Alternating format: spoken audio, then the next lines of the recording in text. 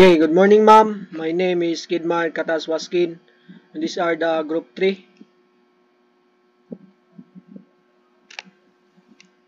Our report is all about part 4, security agency management. First is organizational planning and financing. Capital expenditures. One-time expenses for physical improvements or acquisition of equipment, communication systems, firearms, computers, alarm system, fire range.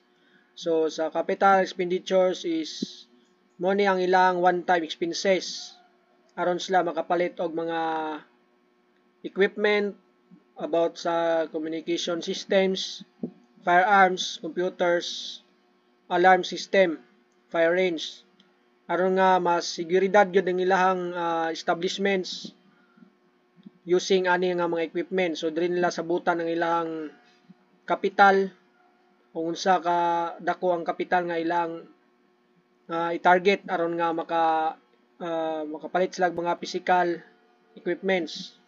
So budget planning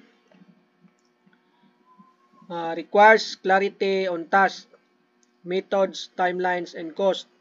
So magadepende siya sa unsa nila pag plano silang budget sa requires clarity task dayon ang ilang methods og timelines and cost. So dira nila sabutan ang overall nga cost sa ilahang equipment. So organizing security organization must be structured to meet enterprise needs, flexible to adapt to change, and designed to ensure efficiency in operations.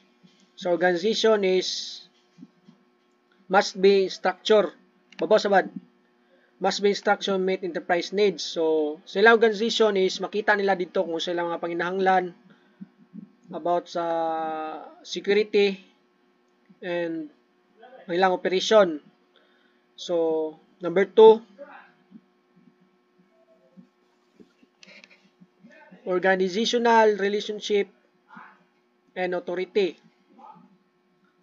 So line up authority, formal authority between superior and subordinates.